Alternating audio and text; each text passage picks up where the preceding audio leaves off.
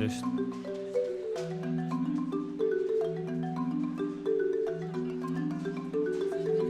Dames en heren, wilt u alle stoelen gebruiken en zoveel mogelijk aansluiten? We hebben alle stoelen vanavond nodig. Dus wilt u zoveel mogelijk aansluiten? Alle stoelen zijn vanavond nodig. Dank u.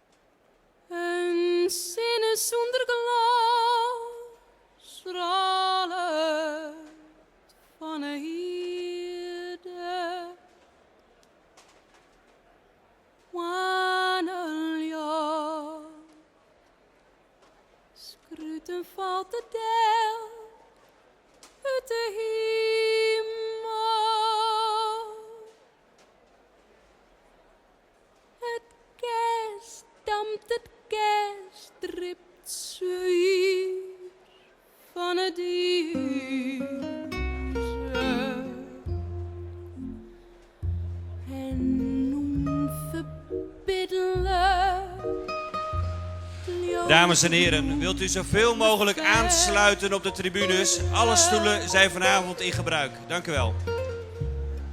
De simmer wie hiet zij al haar krachten. De kwad haar azen, Jokobe verliet haar neer. De jaren bin nog de klokjes in de wier. Het zonnig spoor trok het land nog te zien. Maar de karen is al lang verdwoen.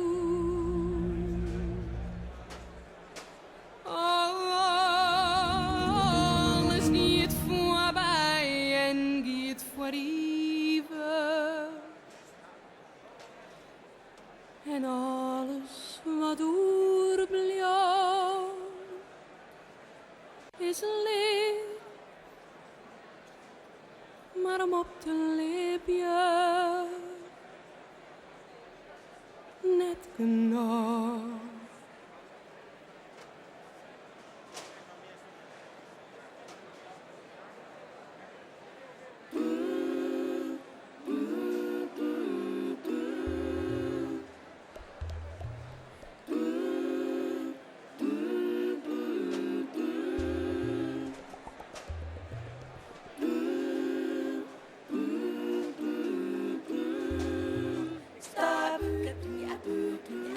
À tous les citoyens du monde entier,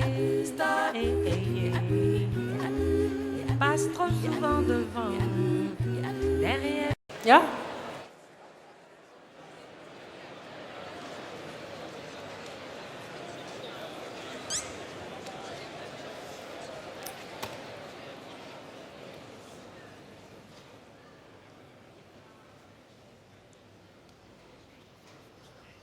Wauw. Echt wauw. Ongelooflijk. Als ik dit zie, dit hadden we niet kunnen denken. U bent al aan het wenden. U bent niet klaar om te wenden. U bent al aan het wenden. Wij zijn onvoorstelbaar onder de indruk. En dat in een periode van 6 weken, denk ik. Iedereen zei, dat kan niet. Dat krijg je niet voor elkaar. En kijk eens wat er gebeurd is. Omdat u, samen met ons, dat gevoel heeft dat we willen wenden. Dat we het anders willen. En het is geweldig als je een jaar geleden een Center for Human Emergence opricht, wat wereldwijd door Don Beck is neergezet, en dan merkt wat dit gebeurt. Mijn naam is Marianne de Jager. Ik ben business consultant bij IBM Nederland. Maar vanavond ben ik host voor het Center for Human Emergence. En dat center, wereldwijd opgericht door Don Beck, heeft een heel belangrijk knooppunt in Nederland. En Nederland, gelooft u mij, is the place to be. Want hier gaat het echt gebeuren. En daarom zijn wij zo blij. Ja, inderdaad, u bevestigt dat. En dat is geweldig, want het geeft zoveel energie. Het Center for Human Emergence wil zo heel graag baanbrekende inzichten toepassen. Niet vanuit theorie, maar vanuit de praktijk. Doen wat nodig is om te wenden in ons werk, iedere dag, in de samenleving, in Nederland, in ieder aspect van de samenleving waarin dat nodig is. En als we die integrale inzichten met elkaar kunnen delen als open netwerk en als open source, met elkaar, dan kunnen we het ook sneller doen dan misschien ooit voor mogelijk gehouden werd. Dan wordt er weer heel veel mogelijk. Dan doen we het niet alleen voor onszelf, dan doen we het voor het geheel. En dan dienen we het geheel en dan dienen we onszelf inclusief, inclusion. Dus vandaag, op dit moment, willen we in dat proces een eerste stap maken. En u bent al aan het wenden, dat heeft u bevestigd. Dus ik hoef u ook niet meer te vragen, steek uw hand eens op als u denkt dat we er voor een major breakthrough gaan. Wie denkt dat we voor een major breakthrough gaan? Dat is de vraag. Mag ik handen zien? Ja. Geweldig. Geweldig.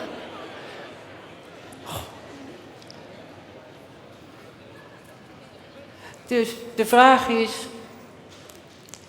als wij willen wenden, dan is de vraag van wat naar wat willen we wenden? En hoe willen we dat dan doen? Dat is ook belangrijk, want we doen al zoveel aan veranderingen. We veranderen van dit naar dat en de chaos wordt alleen maar groter. En als we die chaos niet groter willen maken, maar in die chaos weer patronen willen vinden die ons helpen om richting te geven, dan is dat wat ons ook weer moed geeft. Dan kunnen we van daaruit, kunnen we met elkaar, kunnen we weliswaar experimenteren, maar wel de goede richting uit. En dat is wat we vanavond met elkaar, met een aantal inspirerende mensen die ons daarin voor willen gaan, willen we dat delen. En die zullen ons inzichten geven, die ons hopelijk ook meer uitzicht geven. En als we meer uitzicht met elkaar hebben, dan is ook de vraag, wat dan? Wat is dan die volgende stap? Hoe doen we dat dan? En dat willen we ook graag met allen die daar een gevoel voor hebben en een verbinding mee hebben, willen we dat graag samen doen. Ik ga daar verder niet over uitweiden, maar er is voldoende informatie, als u dat wilt weten, hier aanwezig in de loopruimte, die ons dat kunnen vertellen. Dus daar kom ik ook verder niet op terug, want het gaat niet over het Center for Human Emergence vanavond. Waar het over gaat, het gaat over Nederland. Over het feit dat wij Nederland willen keren.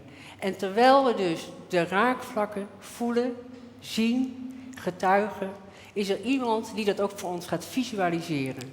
En dat is Harry van der Velde. Harry, hoi, zit helemaal daarboven. En Harry is degene die visualizer is. Dat wil zeggen, wat hij gaat maken, ziet u regelmatig terug op de schermen.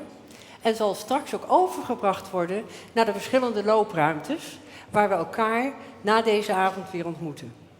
Dus wat mag u verwachten vanavond? Doet hij wat?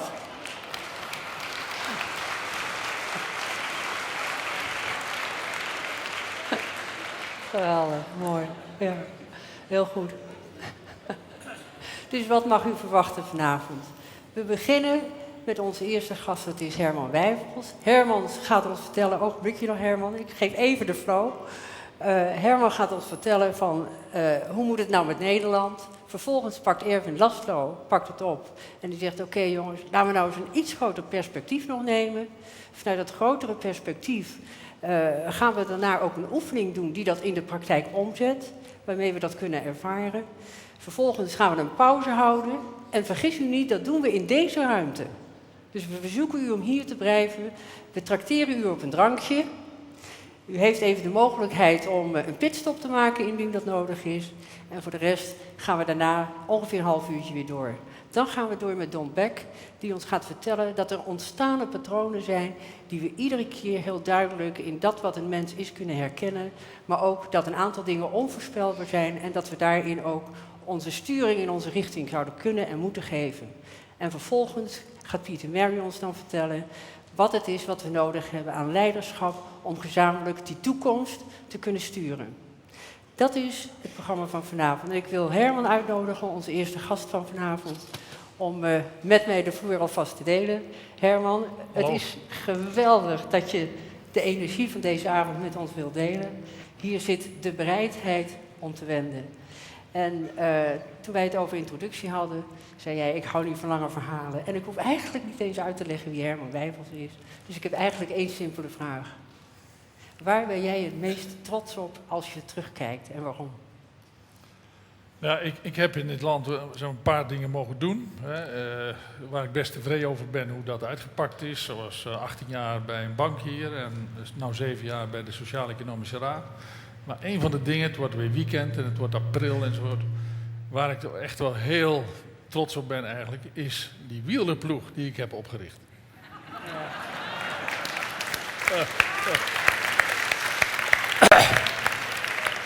En waarom? Waarom? Omdat toen wij in de jaren 90 op zoek waren naar wat is nou de beste manier om de mensen te bereiken, om iets te doen waardoor je opvalt en in beeld bent. Toen dacht ik, ja, we kunnen natuurlijk allerlei reclame kopen. We kunnen ook gewoon iets doen wat mensen leuk vinden. En dat is precies wat we gedaan hebben. Ik geloof dat het ook zo is. En dan heb ik nog één vraag voordat ik je de vloer geef. Heb je dat pakje zelf ook wel eens aan? Ja, maar zeker. Ja, dus ik ben eigenlijk in het seizoen, dat loopt van 1 maart bij mij tot 1 november, ben ik toch elke week wel 100 kilometer in dat pakje op de Hollandse wegen te vinden. Goeie conditie. Ja. Herman, geweldig. Ja. Komende tekst, ja.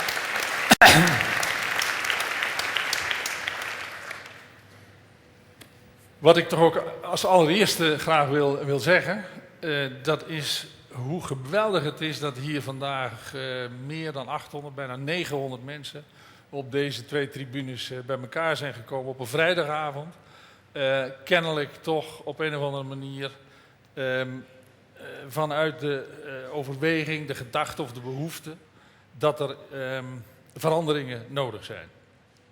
Nou, mijn opvatting is, ik heb daar ook publiekelijk al vele malen blijk van gegeven, dat dat ook zo is. En misschien moet ik eerst mijn interpretatie geven van het woord wenden vandaag. We hebben al een tekening gezien zojuist. Mijn visie op de maatschappelijke ontwikkeling is dat is zoals zeilen tegen de wind in. En als je tegen de wind inzeilt, dan kom je alleen maar vooruit als je grote slagen naar links en dan weer grote slag naar rechts maakt. Hè. Dus dat is de beweging. Maar op een bepaald moment, dan is als het ware de drijfkracht om nog verder te komen op die slag is op. En dan moet je overstag. En mijn lezing van de huidige maatschappelijke situatie is, niet alleen trouwens in dit land, maar ook elders, dat we op zo'n keerpunt ons bevinden.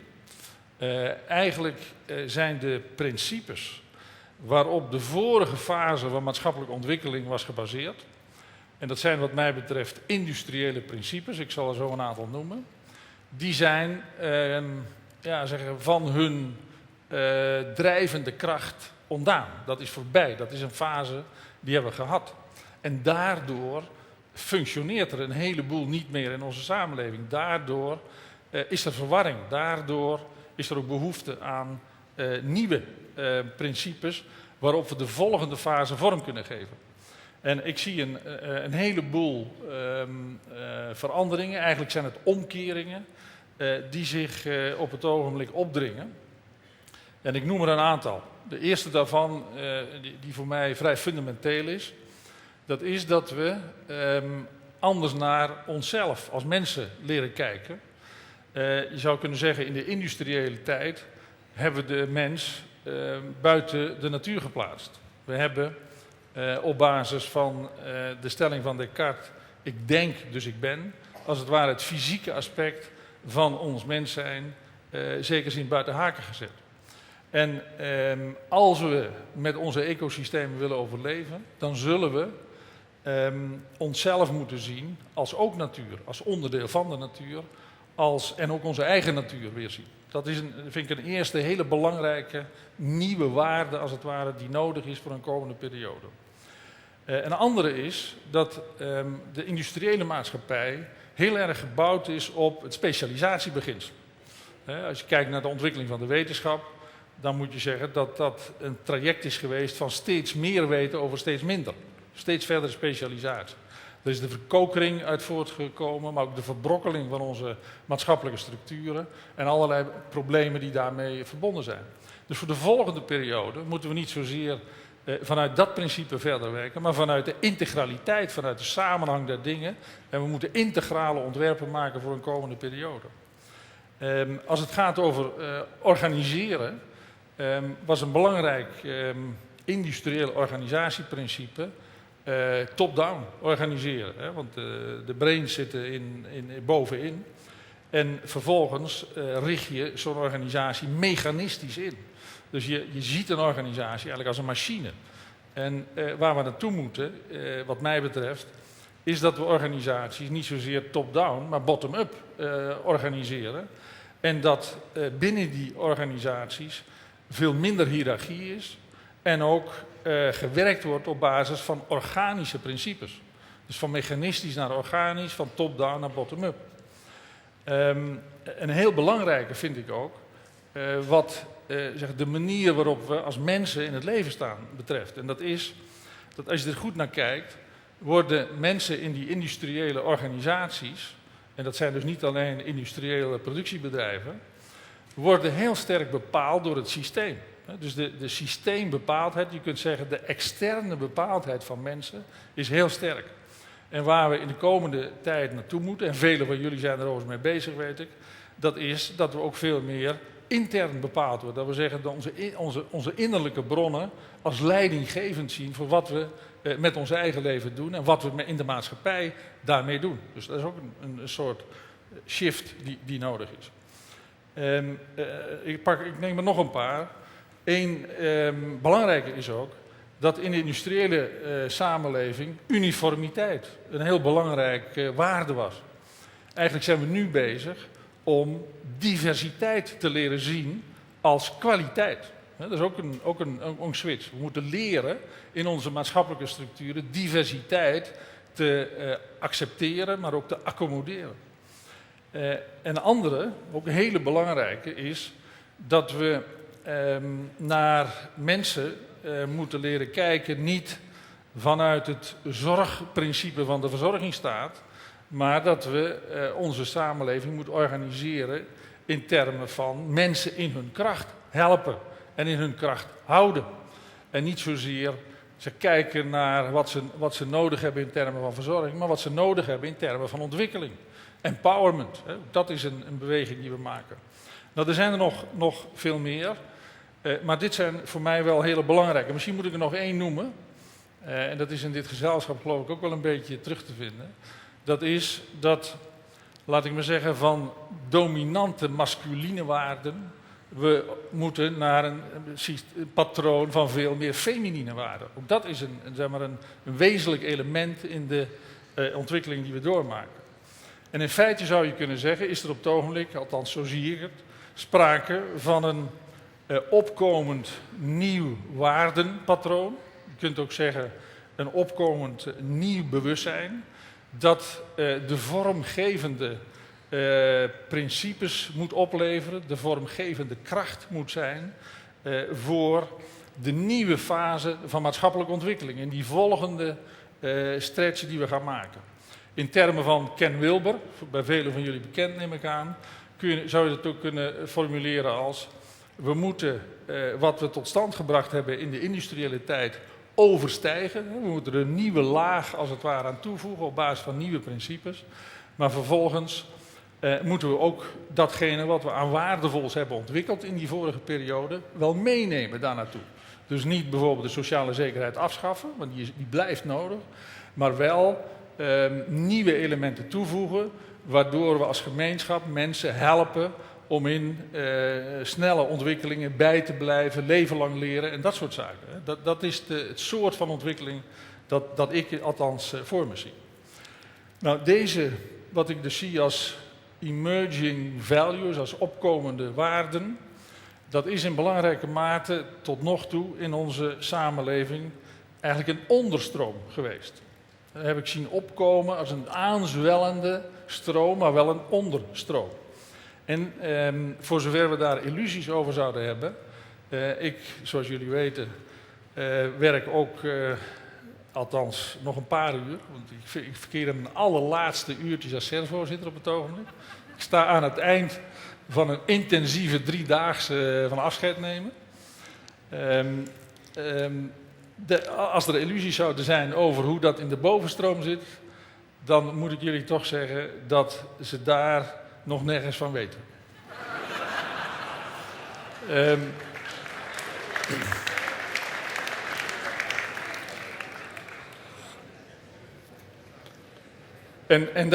En dat zal naar alle waarschijnlijkheid ook nog even zo blijven. Maar, en dan kom ik vervolgens toch bij het hoopvolle, wat wel gebeurt op het ogenblik, en daar heb ik in mijn tweede leven, zou ik bijna zeggen, heb ik heel veel van mogen zien in de afgelopen jaren. Dat is dat overal in de samenleving mensen bezig zijn, en er zijn er ongetwijfeld heel vele van hier aanwezig, om op basis van die nieuwe principes in hun omstandigheden te kijken wat ze daarmee kunnen. En dat gebeurt op alle terreinen van de samenleving. Of het nou is bijvoorbeeld op het gebied van landbouw, of het is in het onderwijs, waar ik dat heel veel zie gebeuren, of het is in de gezondheidszorg, waar er allerlei dingen aan de orde zijn, of het is in ook wel sommige delen van de overheid gaandeweg, of het is in het bedrijfsleven, met name rondom een thema als maatschappelijk verantwoord ondernemen. Er zijn overal, ik zou willen zeggen, pioniers bezig om dit soort van uitgangspunten, dit soort van principes gaandeweg in de praktijk te brengen. Maar wat me daar ook bij is opgevallen, dat is dat dat in veel gevallen tamelijk geïsoleerd gebeurt. Die pioniers die zitten vaak in hun eigen kleine settingje. Die zijn nog, laten we zeggen, nog bezig met hun eigen specifieke kleine ding. En wat ik hoop, dat is dat een avond als deze eraan bij zal kunnen dragen dat die kleinere netwerken zich verbinden tot een veel groter netwerk. En dat van daaruit meer energie, meer kracht zal ontstaan om in Nederland werkelijk ook de bovenstroom zodanig te gaan beïnvloeden dat dat effect heeft. Ik heb vandaag samen met mijn vrouw een hele dag afscheid genomen van het personeel van de SER. En dan waren we bij elkaar met 120 medewerkers. En tijdens de dag hebben we eigenlijk overwegend oefeningen gedaan in dezelfde trilling komen. Dus vanmorgen hadden we iemand die ons aan het zingen maakte. En die op basis van bekende teksten ervoor zorgde dat dat gezelschap heel snel in precies dezelfde trilling kwam. En dus als het ware die energie harmonieerde. Daar kwam het eigenlijk op neer. En vanmiddag hebben we dat gedaan met een drumoefening, allerlei slaginstrumenten. En dat was ook zo'n oefening waarbij mensen die eigenlijk nooit met elkaar musiceren, toch heel snel in zo'nzelfde ritme kwamen, in diezelfde trilling kwamen. En eigenlijk is dat wat er aan de orde is op het ogenblik. Dat is waar het in de komende tijd over gaat. Dat we mensen die relatief geïsoleerd in hun eigen sector, in hun eigen omgeving bezig zijn om als het ware de nieuwe trilling van dat nieuwe waardepatroon tot gelding te brengen, dat die door op elkaar af te stemmen, door zich met elkaar te verbinden, dat aan kracht wint. En dat die onderstroom, die bovenstroom penetreert en van daaruit tot gelding komt. Ik zeg tot slot nog één ding dat mij persoonlijk altijd heeft geholpen bij het met nieuwe ogen kijken naar de situatie waar ik mee te maken had. En dat is wat ik voor mezelf noem de zogenaamde omkeringshypothese. Dus de gangbare wijze van zien die voortvloeit uit de manier waarop we het in het verleden georganiseerd hebben, uit die industriële principes, die geeft een bepaald zicht op de situatie. En ik ben in de loop van de tijd gaan toepassen die omkeringshypothese. Dus hoe ziet het eruit als ik me op precies de tegenovergestelde positie neerzet dan die gebruikelijk is? En mijn ervaring is daarmee dat gaandeweg die tegenovergestelde positie en beschouwingswijze leidt tot veel plausibeler uitkomsten dan de gangbare. En dat is wat ik dus ook tegenkom in de feitelijke praktijk van het leven. Ik heb, sommigen zullen dat ongetwijfeld wel eens gehoord hebben, daar als metafoor voor de rotonde. Die in veel gevallen het kruispunt met stoplichten is gaan vervangen. En daar zitten eigenlijk alle elementen in die maatgevend worden, of vormgevend worden voor een komende periode. Want in die situatie met stoplichten is de mens onderhevig aan het systeem en onderworpen aan het systeem. En op die rotonde mag je zelf kiezen wanneer je erop gaat.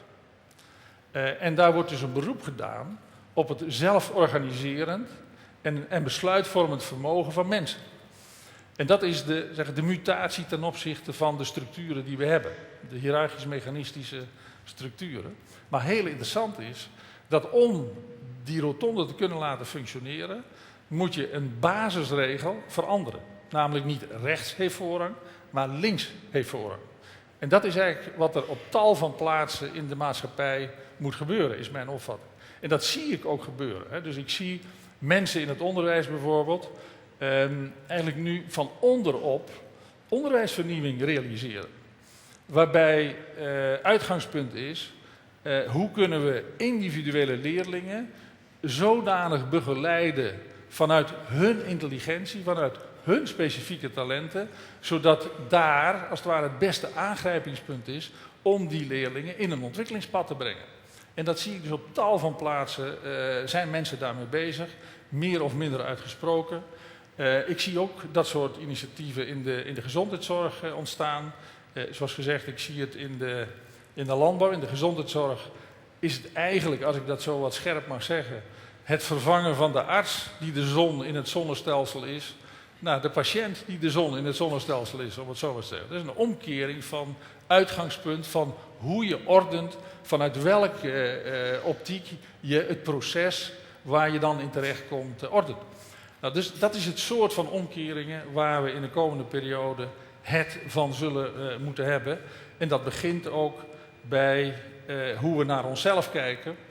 Niet alleen maar vanuit wat verwacht de buitenwereld van ons, maar wat is mijn bestemming in het leven? Hè? Wat is mijn antwoord op de vraag waartoe ben ik op aarde? Dat is in wezen het startpunt. En ook dat soort van aspecten die spelen daar volop in mee. Nou, ik hoop dat hier vanavond iets gebeurt. Dat hier de energie niet alleen ontstaat, maar ook zodanig op elkaar afgestemd raakt, dat we die golfbeweging in de Nederlandse samenleving teweeg kunnen brengen, die inderdaad leidt tot de Wenden, waar de titel van deze bijeenkomst op duidt. Ik hoop dat u veel inspiratie zult hebben en ontlenen aan deze bijeenkomst. Dank u wel.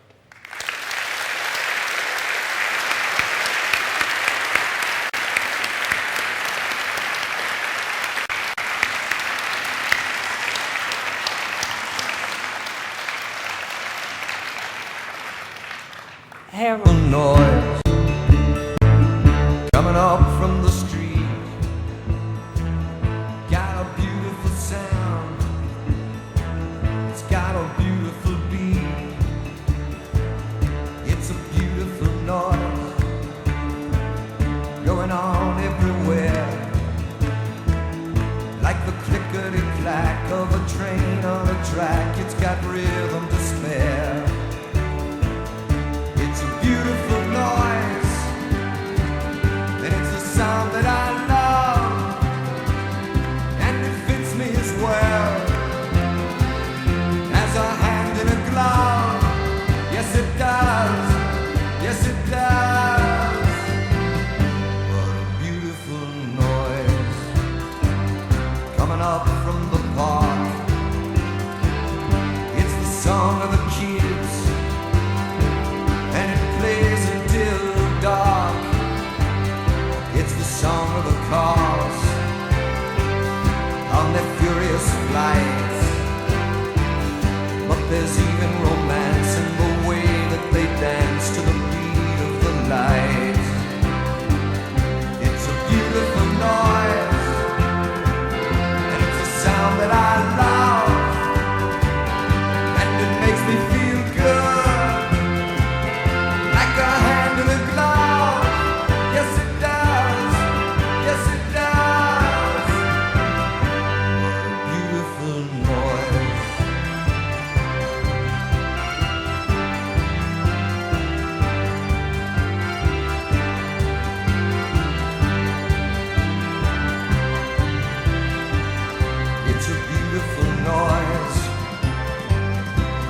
Joy and of strife, like a symphony played by the passing parade.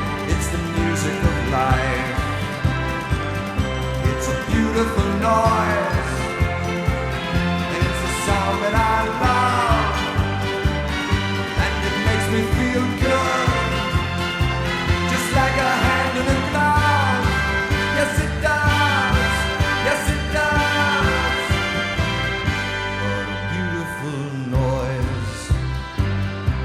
Coming into my room, and it's begging for me just to give it all to.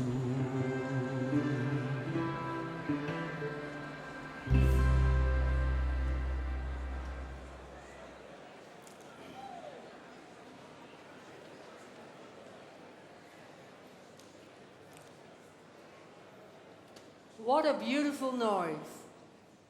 What a beautiful sound.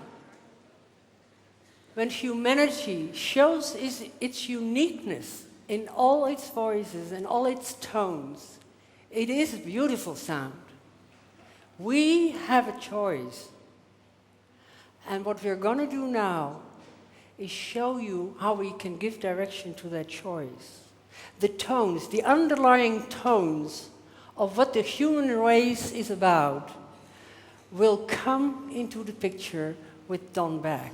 After Don, we will immediately continue the program in a natural flow with Peter Mary, who will then show us what kind of leadership we can show and work with that can really help us make this shift om te wenden. And it would be great. Peter's book is out there. It's called Evolutionary Leadership. If you could read it. Because that will give us a personal direction of what also personal leadership means. And it is about all of us and all of you. And Don, the floor is yours.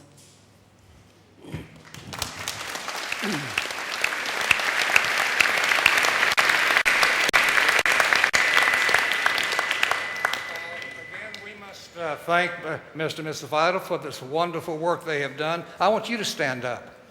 This is the woman who's made it all possible. Yeah. Thank you. And of course, I'm so delighted they're coming to Washington, D.C., where I get to see them. Thank you, Professor Laszlo. There are many of us who've been reading your books for years. Your book on evolution inspired me so many years ago, and we want to thank you again for what you've done.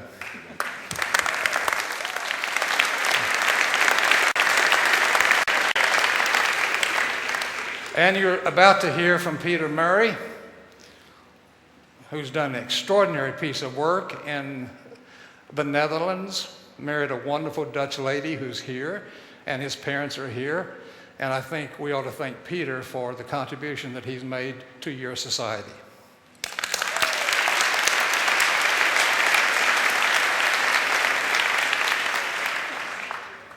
Okay, I have a title for my presentation. It's called Tall Poppies in the Land of Tulips. You know what a tall poppy is? Huh? If you go to Australia, you know, they tell you about tall poppies. And if you happen to be one, you raise your head above, you're going to get cut down. Oh. So, in a sense, what I'm saying, and the reason why you have a Texan speaking to you about the future of Netherlands, I've been coming here 12 years, and I keep hearing the Dutch say, Don, we can't be that good. I know what you say is probably true, but don't expect us to do it. After all, we are Dutch. I can't tell you how often I've heard that. I'm tired of hearing it. Okay? Now, I need to teach you something to say as a whole group, and I'll tell you when to say it. And what you'll say is, come to the Netherlands and see for yourself. Can you say it? Come on. Come to the Netherlands and see for yourself. If you want to find out how a very complex system can manage its environment in a very sophisticated way, if you want to find some of the most spiritual people, even beyond that of Boulder and San Francisco. All right. You got the idea now. Okay. Now, where's my slide changer? Here it is. So, tall poppies in the land of tulips, the models, the maps, and the meshworks for a global society. Our task in a very short amount of time is try to explain how to do it. And the first way, how to do it, you'll stand up and you will now sing your national anthem.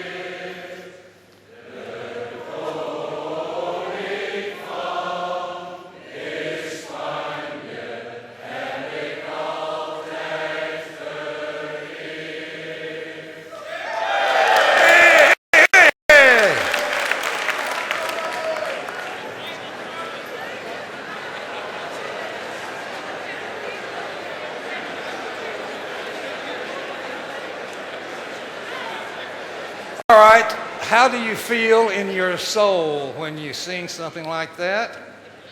There may have been a time when you said, oh, I won't sing that again. I mean, that's archaic and that's backward and no. But I've noted 3 times I've asked people to sing it when I've been on this trip. Great gusto, great enthusiasm. It's like something new is happening there. And let me say to you now how important that is. And we'll talk about it later. Well, I happened to have seen in your paper last Sunday this story about one of your explorers who went down to New Zealand. And my understanding of that trip was that he didn't have a GPS positioning device. I wonder how he got there. I wonder why he went. I wonder why sane people got in the boat with him. And I wonder if Dutch could do that today. Of course, in 1652, they came to Cape Town. I'm very much aware of that. But today we're calling forth not the same kind of exploration in a boat to places of the world where you've never been. We're calling first for the exploration within your own system, your own heart and soul. Who are you? Why are you? Do you have any responsibility to any person but yourself or your family? I mean, why are we on this earth? In the past, we had wonderful theological explanations from some of the greatest writers in the history of theology here in the Netherlands and the whole rich Calvinistic tradition. But are you Dutch? Are you European? Are you global citizens? Are you fans of the orange and soccer? What are the priorities that we've got? And why do we have them? And how and why do they change? And what are you teaching your children in terms of who they are? And what is it that they need to hear from you about what's ahead for them? And how can we begin to address these very sensitive issues in the whole field of education? Realizing we've got a wounded world. Here we are perched on the peak of affluence. No one worried about where to find food today or absence from predators outside. You could have made many, many choices. You didn't have to come here. Oh, we are such a privileged society. And what are we making of that? Do we simply want to consume more like my friendly Americans do? Is that it? Do we seriously want to approach our split earth with so many gaps? Of course, I understand the Dutch have made a much more major contribution per capita over the years in places like Africa than any other group, you have reason to be proud. But now I'm asking you, what if maybe our approaches have not got to the real issues? Now, you recall I made 63 trips to South Africa from 1981 to last year, deeply embedded in the whole transformation out of apartheid. I learned some very important lessons, unfortunately. And what I learned was that our solutions, even though elegant and surprising that we didn't have a civil war there, I also learned that getting rid of what we don't want is not the same thing as getting what we do want. And today, still the have-not gaps in South Africa, as my friend Desmond Tutu will tell you and even cry about, but now the haves are blacks, and the have-nots are blacks. And so, in spite of the Herculean efforts of Mandela and many others, the gaps are getting wider. What's wrong with this picture? Well, because we thought the issues were about race. And I want to tell you, they were never about race. Just like we think the issues in the Middle East are about religion. They are not about religion. And in spite of sending $250 billion since 1960 to Nigeria alone, an oil-rich society, the gaps continue to exist and widen.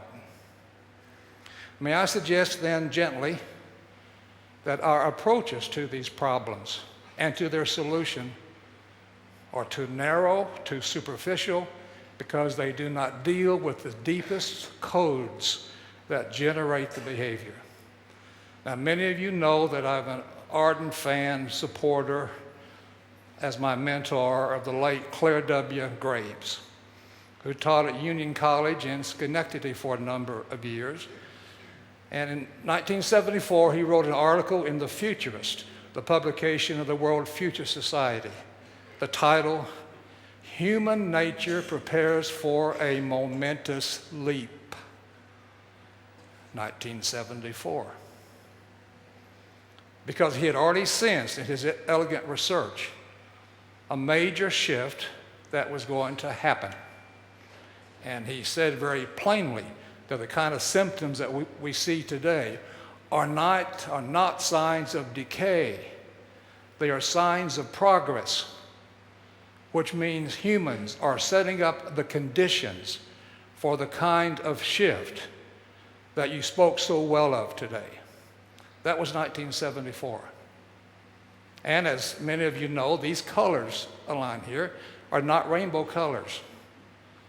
They're value system mimetic colors, starting from beige to purple to red to blue to orange to green to yellow to turquoise. And these happen to be the same colors that you find within this. These aren't chakra colors. They're value system colors. That's how we talk about very complex value system codes. And this was the first man who began to identify these evolutionary codes and with great specificity and clarity described how human nature pulsates, ratchets through these complex adaptive intelligences as life conditions set the scene for the need for the next. Not a Calvinistic script, predetermined, not crop circles in the human psychic, but complex adaptive intelligences that emerge out of life conditions. That's why it is not a deterministic model. It's a framework that simply explains how humans, over time, have been able to construct complex adaptive intelligences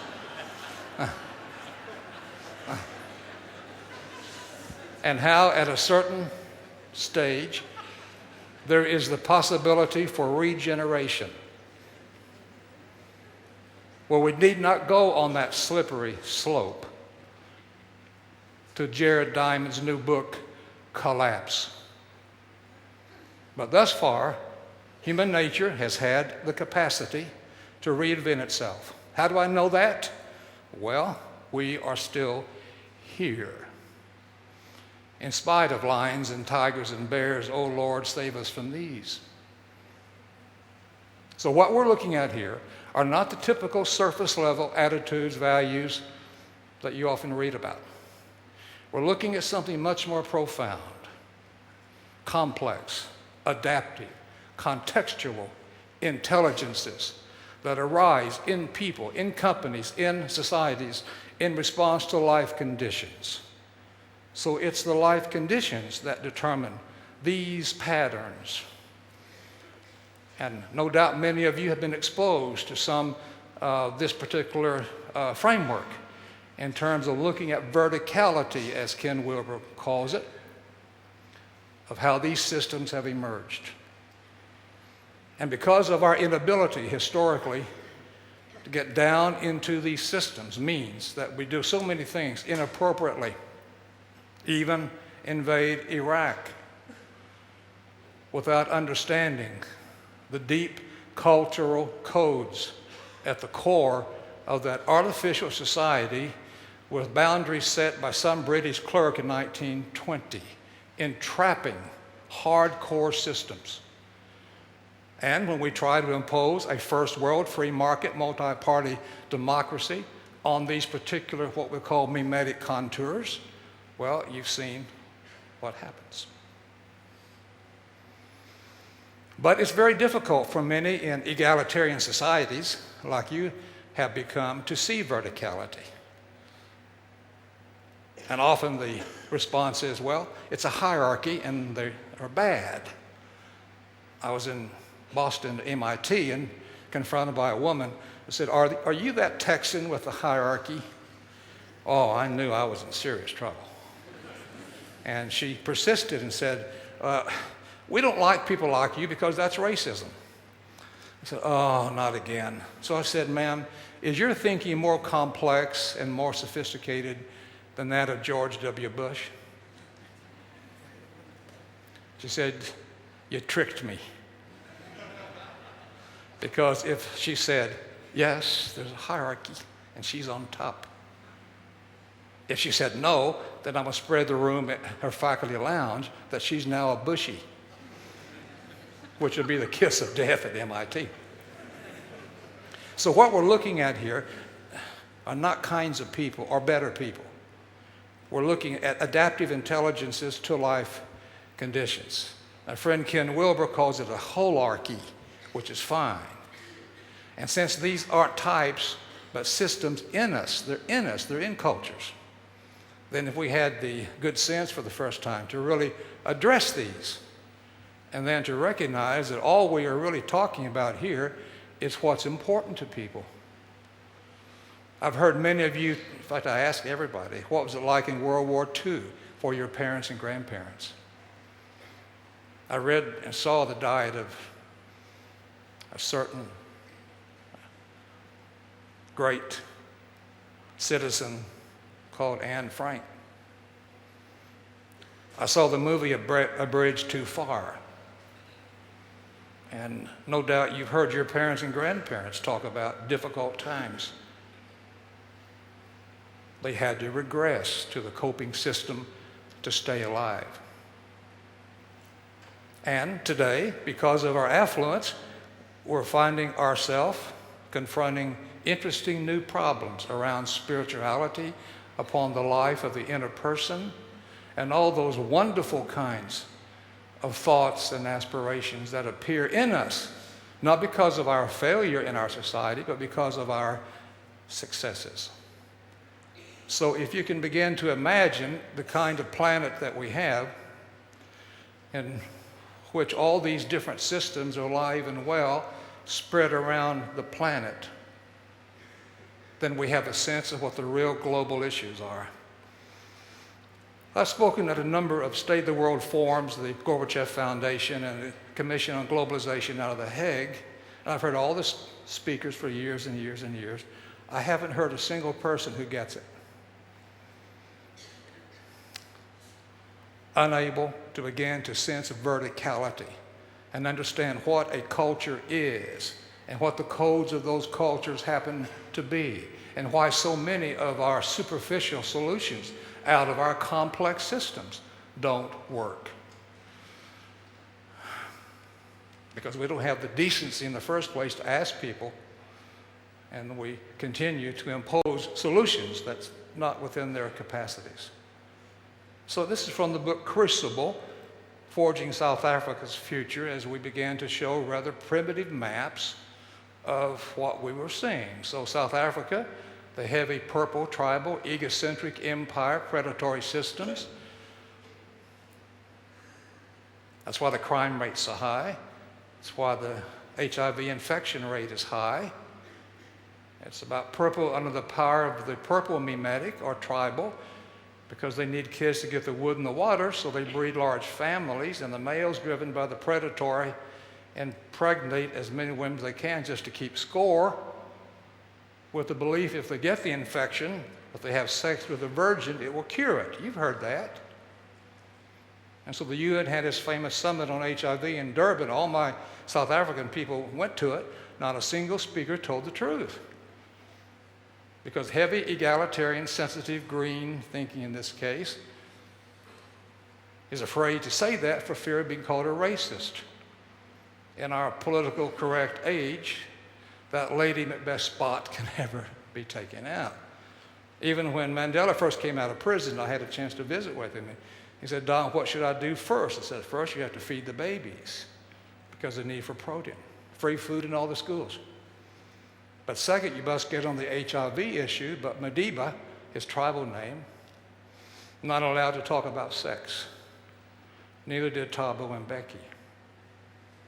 And I recently talked to people from the Gates Foundation about their medical cocktail, trying to warn them it could very well spread the pandemic because the egocentric live for the moment thinking pattern in so many males is such that they think it will give them a quick cure. And so the behavior continues. My point is that our inability to understand culture and how culture forms and how these cultures change and how we can begin to address the verticality of it with bottom-up solutions as opposed to top-down mandates.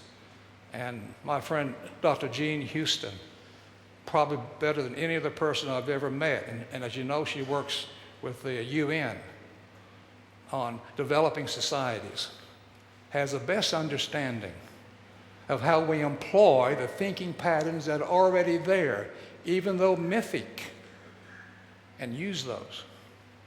It's amazing what she's been able to produce. Well, what do we do then?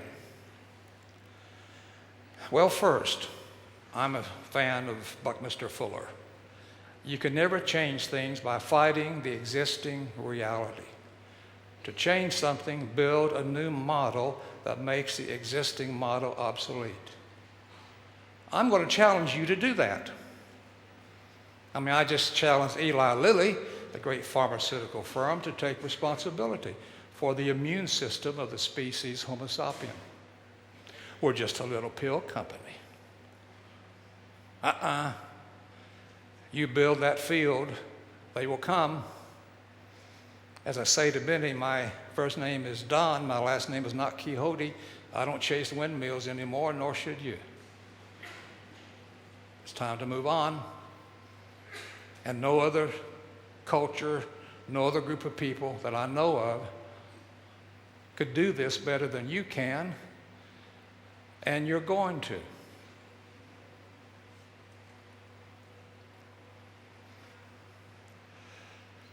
Well, this is really a special event for me because it's the formal, announcement of the Center for Human Emergence in Netherlands, which is a group that we started forming 2 years ago out of our frustration for not finding the kinds of solutions that we knew existed, but we simply couldn't get them into the field. And so the center is now expanding into multiple nodes, and it begins to offer things one can find, and I truly mean this, nowhere else. First, we're going to build the models of emergence from all of the developmental theories and arrange them and make them available on the internet. Second, working with John Peterson at the Arlington Institute, whose state-of-the-art web crawlers, data miners, software programs funded by the Singapore government as the early surprise indicator. We're going to do global mapping at deep levels, everything digital, all the websites, all the books, we can read them and extract from them the patterns so we can see early the signs of trouble. We could have displayed Iraq clearly as to what the mimetic contours were. And because you have some of the very best GIS technology here, Geographic Information Systems, and because you have so many excellent academics who have spent a lifetime tracking value systems, you are the logical place for this. So the day will come when the leaders of Israel, Palestine, will come to The Hague, where on floor-to-ceiling video screens, you will show them the contours of their cultures and show where the conflict points are. And then we will build the scaffoldings of solutions. Everything that has worked somewhere that few know about, we're going to arrange it in such a way, based again on the spiral, where anyone can access it quickly. Then, because the issue is change, and Claire Graves' theory of conditions for change are so relevant today. What are those conditions for change? How can we understand their sequences? How can we know what to do when? How change cascades across these domains, particularly around us versus them bipolarity, where former friends become enemies, staring at each other across these massive gulfs, and both sides abstracting in the name of God, in the name of Allah, in the name of General Motors, whatever it happens to it.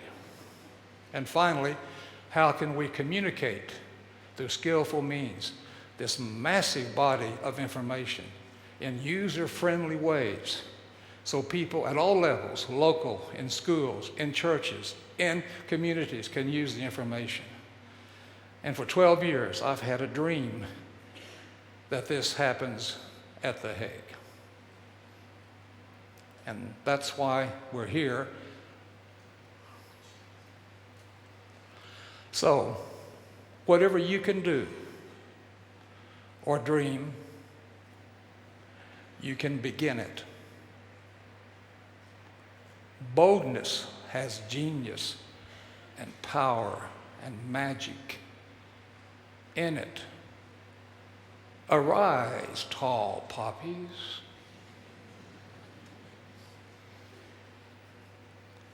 Finish each day and be done with it.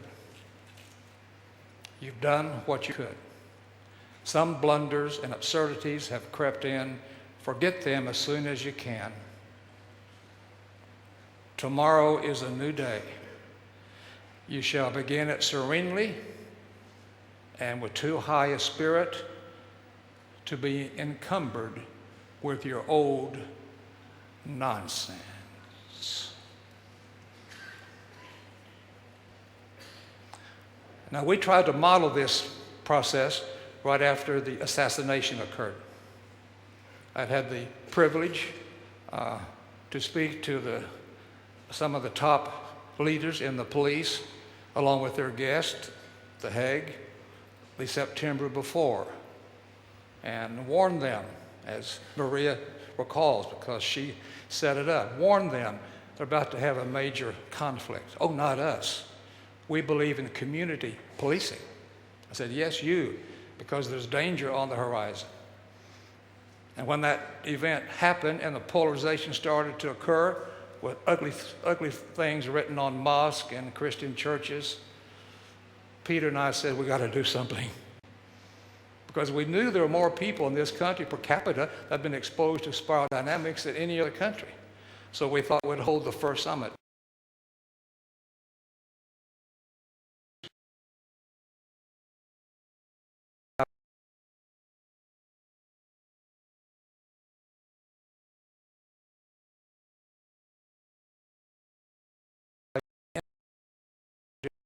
It's embedded in your architecture, in your soul, about water.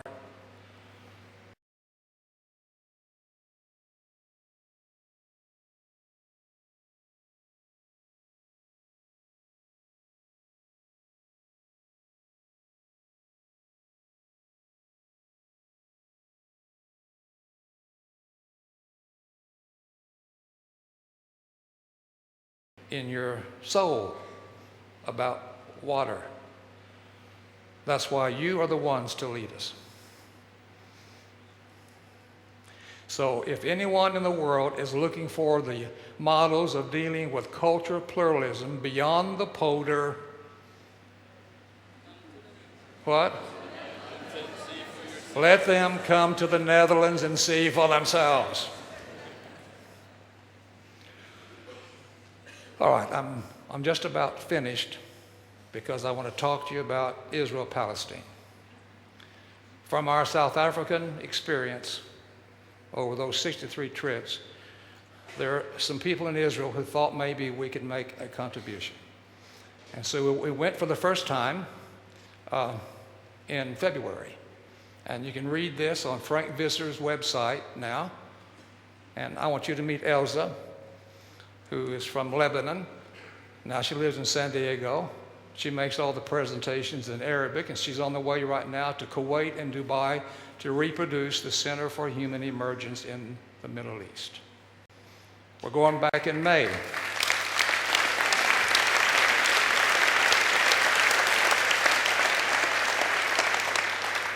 I mean, she is a very brave lady. There we were with the governor of Bethlehem and members of parliament. And of course, I'm from Texas, and you know that's not the best place to be from in the Middle East. And I've also learned that it's going to be women to transform the Middle East. I truly believe that. So the Center for Human Emergence then is going to overlay the same concepts over that very difficult environment. When I first went to South Africa, of course, I used to hear Yankee go home. And I said, hell, we've been saying that in Texas for years. So he just kind of dodged it.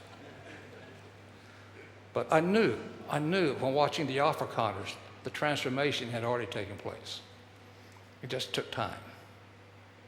I have the same feeling about Israel-Palestine.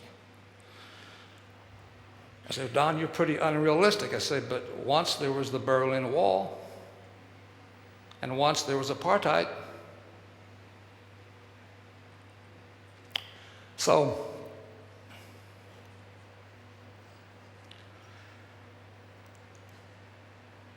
how do we stitch our world together?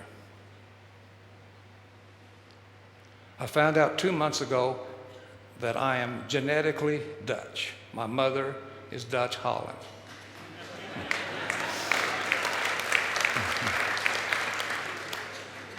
The years I've been coming, I didn't know that. I used to pick up tulip bulbs at Schiphol for when I was going through to Johannesburg on KLM, but I had no idea.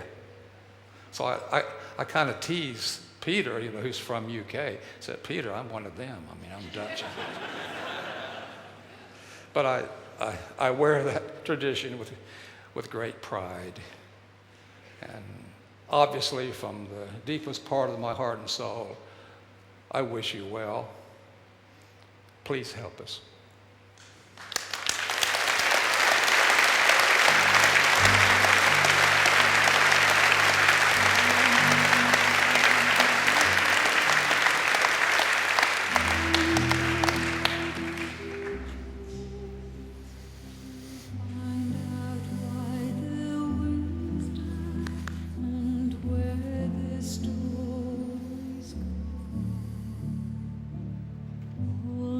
Come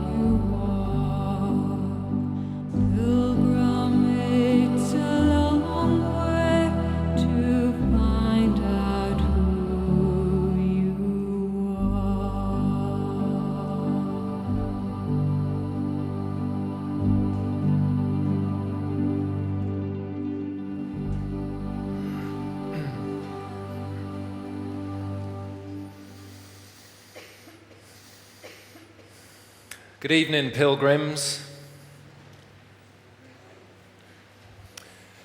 The task I've got this evening is if you can sense what Professor Laszlo was talking about just now, if you feel that we're on that edge of breakthrough or breakdown, if you can feel the call which Don just talked about to the next phase for the Netherlands, then what does it mean for me?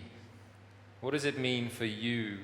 What does it mean for us in terms of what we need to do and how we need to be together to make that step?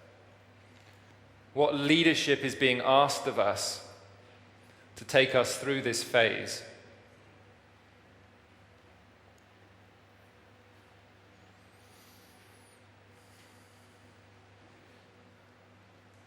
I like this guy. He's kind of cool, huh? One of the key things that we're going to have to deal with at the moment as the old systems break down and the new ones aren't there yet is as in this phase of chaos that Irvin was talking about, where every little intervention has an increased impact, is the capacity to be able to adapt and respond rapidly. To be able to take feedback and act on it. One of the key pieces of data which Claire Graves discovered in his work as this leap to the next system, this momentous leap, was a quantum shift in our capacity to take feedback on our own ideas without taking it personally. Without identifying ourselves with the idea that we have. And you can probably feel what a shift that is, because the moment that you start to identify with your idea, then you begin to get really upset when someone criticizes your idea, and we don't get anywhere. So can we take feedback on our ideas together and move on? Not identify ourselves with what we think.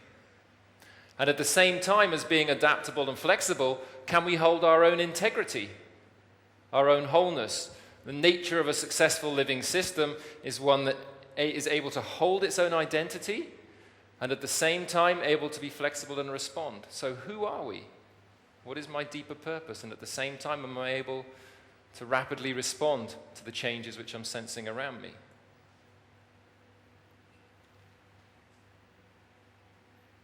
This chaos point that we're sitting in, it feels to me like a vortex, like a great big kind of whirlpool that's swirling around, a great big hurricane, and you're sitting at the middle, and this kind of chaos is swirling around, and the moment that you try to grab hold of anything, you get pulled up and around with it, and a whole system cramps up. Anybody recognize that?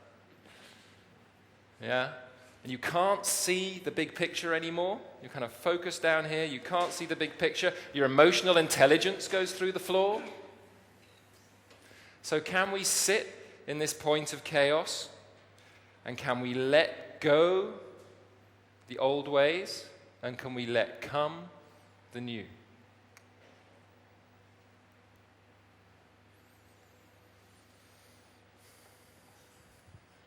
This is a big one.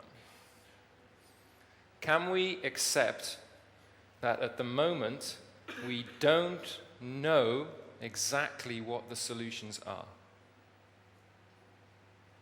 Because in these critical transition phases, if we try to design the solution too quickly, then we design it from that old thinking that Einstein was talking about, and we just make more of a mess. So can we step into a space of not knowing?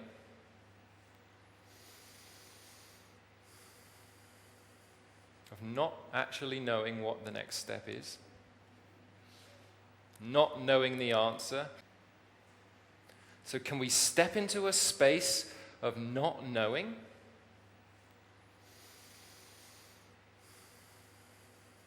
Of not actually knowing what the next step is, not knowing the answer, when I sit in organizations and ask people this, it's kind of, well, hang on, we've been programmed to problem, fix it. No, I'm saying problem, wait a minute.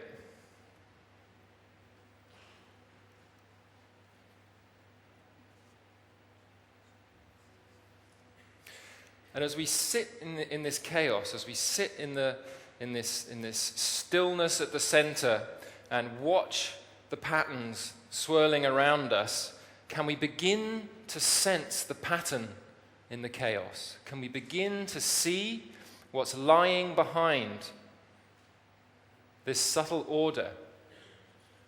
Can we begin to see that? Can we begin to feel it? And as it's swirling around and we begin to see the patterns, we wait until the timing is right, and then you act. And you see what happens. But to do that, we have to be able to have that place of stillness that Hermann Weifel was talking about. Cultivate that place of stillness from which we can see the chaos and not get caught up in it.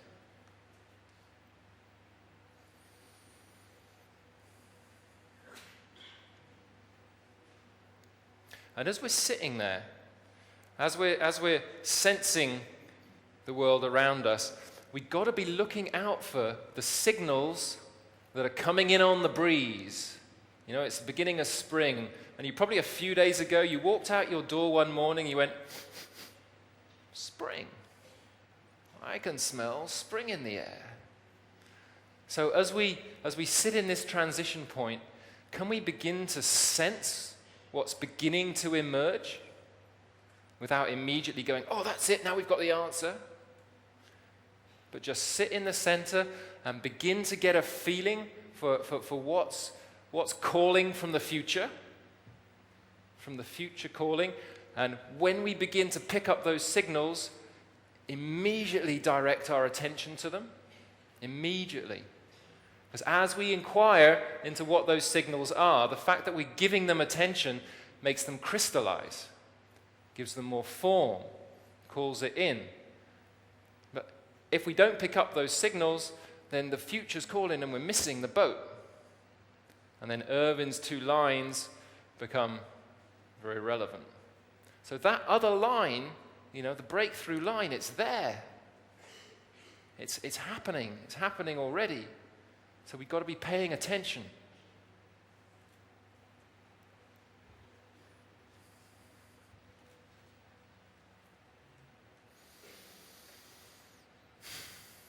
This is tall poppy syndrome.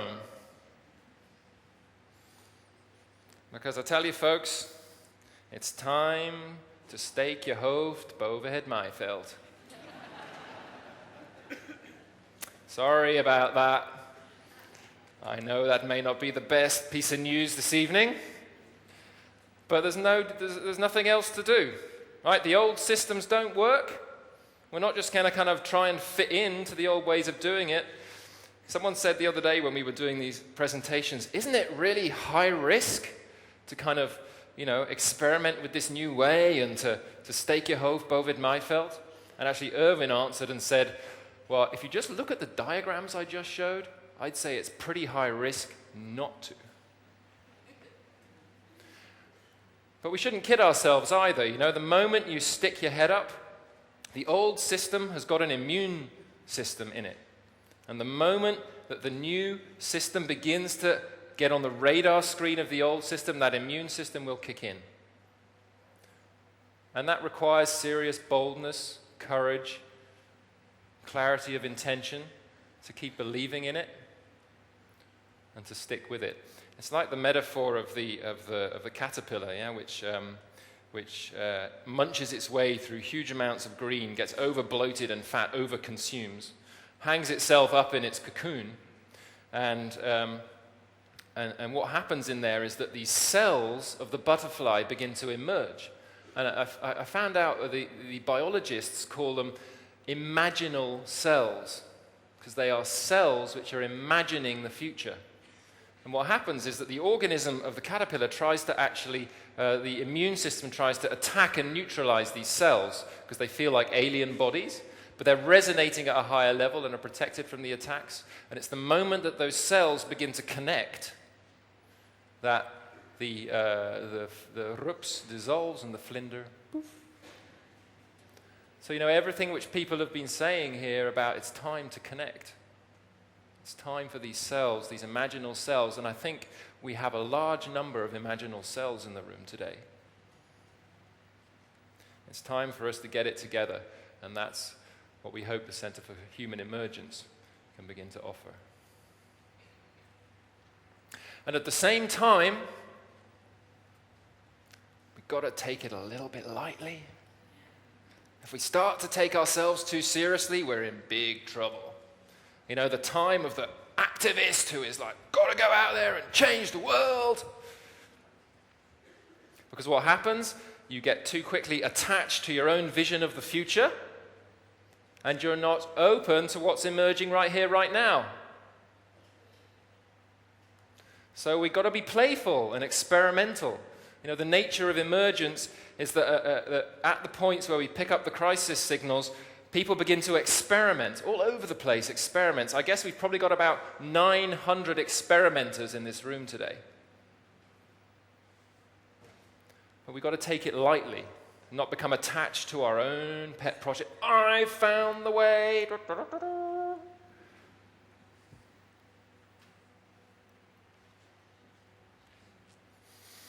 A part of that playfulness and lightness, in my experience, is also something about dancing some of these polarities that we've traditionally experienced as pulling us apart. And a key one is responsibility and release. On the one hand, we've got to be letting go to allow things to emerge, but if we let go too much, you sit back and go, oh, well, we'll just wait and see what happens, because everything is fine just as it is. And the other side of that is stepping in to take responsibility for something. But if you hold on to that too much, then you're not open enough to what's emerging. So we've got this kind of dance between step in, take responsibility, step back, release, let it go. We've got, can you pull up the slide again so people can just see the three? We've got this sensing and acting, which is this continual dance between stepping back and sensing what's there, as I was talking about earlier, and then seeing the moment. Timing is essential. This probably wouldn't have happened even 6 months ago, this event. Sensing what's happening, and the moment that the opportunity is there, acting fully. No doubt or question, act, bang. Step back, see what happened. The 5-year plans are history. Anyone in here just written a 5-year plan for your organization? Sorry, guys. Because what happens? You act, and as we all know from the new sciences and everything, you take a step, you do something, and it impacts everything else. So you make a nice plan, you take the first step, and the world's changed. Bye-bye plan. So it's this continual dance between sense, act, sense, act, sense, act. One step at a time. One step at a time. And this last one, converge, diverge, converge. Diverging, allow the diversity and the chaos in, because we need to see what's there. But if you let it go at this point, poof, it's gone, and nothing comes out. So you're sensing this, and then you're looking for the moments to pull things back together to provide clarity. You're getting this diverge, converge. It's like breathing.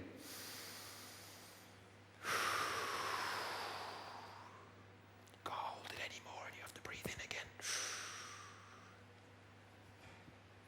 The dance between chaos and order. And in that space, emerges the possibility for co-creation. Co-creation in the field of relationships between us. In the field of relationships between us.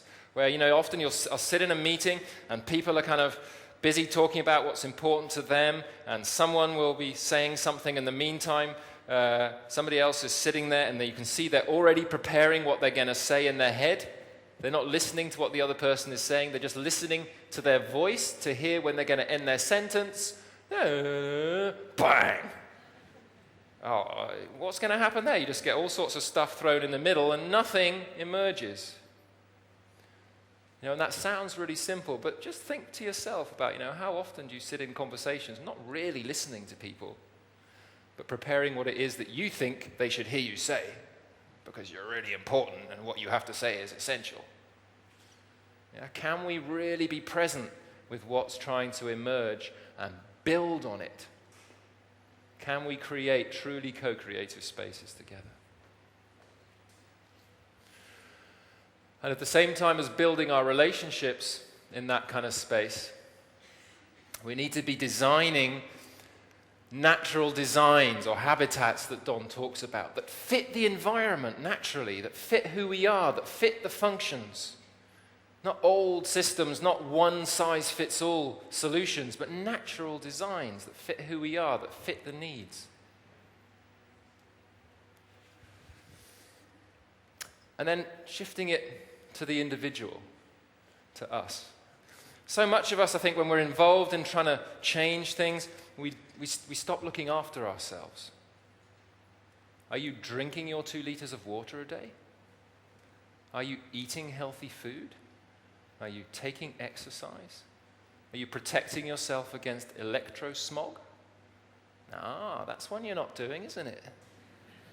Ha ha ha. Are you looking after your energy systems in whatever way you do, whatever practice you've chosen? Guys, this is what Erwin sketched out. This isn't going to be an easy ride. We're going to need everybody, and we need you fit, and we need you healthy. It's going to be stressful times. We've got to learn how to look after ourselves. A burnt-out activist is no good to anybody. Please, come on. Get your sleep. Drink your water. Okay.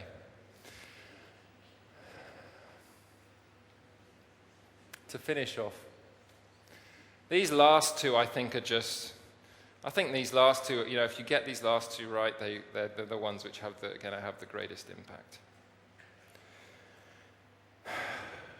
Underlying nearly all the previous points, I think, is the capacity not to be attached to anything, not even to be attached to not being attached to anything. Not being attached to what worked in the past. Not being attached to how we think the future should be. Letting go, developing the capacity to be able to see things as they are and letting them pass. The capacity to create the place of stillness Hermann Weifel was talking about, which enables you to have the capacity not to be attached particularly to yourself and the importance of your own ideas.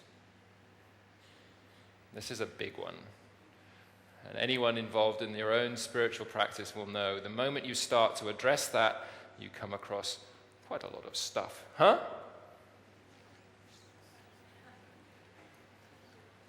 So anytime you feel irritation, it means you're attached to something. Anytime you're feeling irritated, something is rubbing. So ask yourself, what is it I'm attached to right now? Develop it as a practice. It's really key. Why? Because if we really want to be available for what's trying to emerge, we need to be fully present, which means we have to let go of our attachments to everything. However, if that goes too far, and this is the second point, then you can become detached. And that means, I'm afraid to say, I've encountered this so often in kind of people who are so busy with their own inner work and their spiritual practice as you sit on the meditation cushion the whole time and everything's just as it is. Everything's just as it is. So it doesn't matter what I do. My actions don't matter because everything just is, man. Oh, anyone recognize that? Everything just is the way it is. The universe is just the way it is. And who cares if I do this or that? What happened to the moral responsibility? So this final point, deep feeling, is really the antidote to that. And that is, do we allow ourselves to feel the pain of the world? Do we really allow ourselves to let it in? Because we is really the antidote to that. And that is, do we allow ourselves to feel the pain of the world? Do we really allow ourselves to let it in? Because you see it, it comes in on CNN, it comes in on the BBC, it comes in to our living rooms every day. The species loss, the thousands of children who die every day from hunger, from lack of water. Do we really allow ourselves to feel that?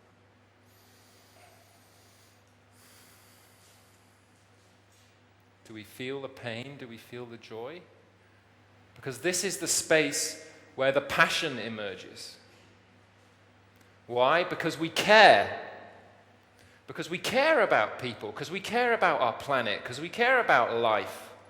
It's not just everything is look after itself, it's fine, because we care. And that's what makes things happen. The reason we're here tonight is we had a group of people who care about the Netherlands, who care about the future of this country, who care about the future of this planet. And if we lose that sense of feeling, if we just have this kind of non-attachment, the detachment, then we lose contact with people.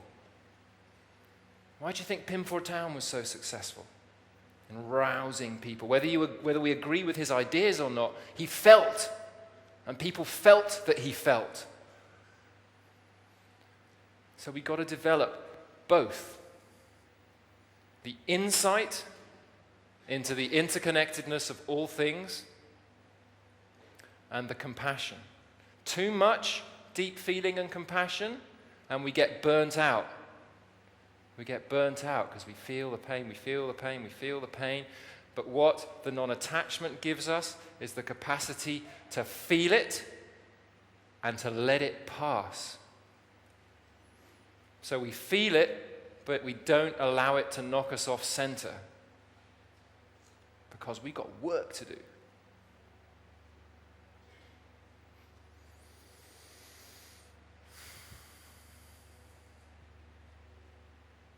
We're going to finish with a little exercise, a little practice of what we've been talking about. So what I would like you to do is I would like you to look across the room and I would like you to rest your eyes on one person. And it doesn't matter if they're looking at you or not. Just rest your eyes, pick one person. Rest your eyes on them. Calm down. Feel your feet on the ground. Feel your bum on your seat. Breathe. As you look at that person, just ask yourself, wonder what they do. Are they, do they work? Is there some work which they do? Or do they have a family with kids? And just allow any information that comes in. Doesn't matter if it's right or wrong. It's a nice story. What do you pick up about this person? What kind of profession are they in?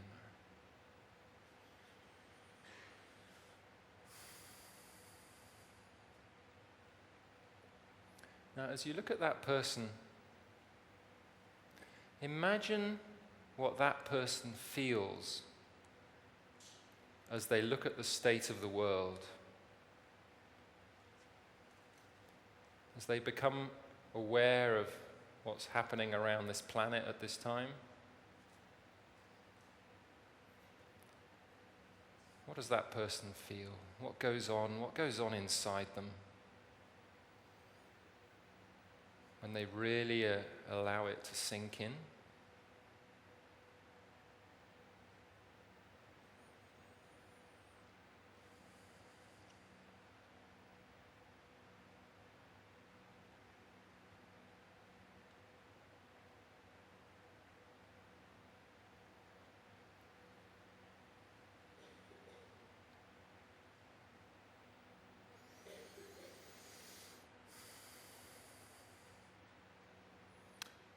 And now as you look at that person, just imagine what it would be like to work together with that person to build the future of the Netherlands.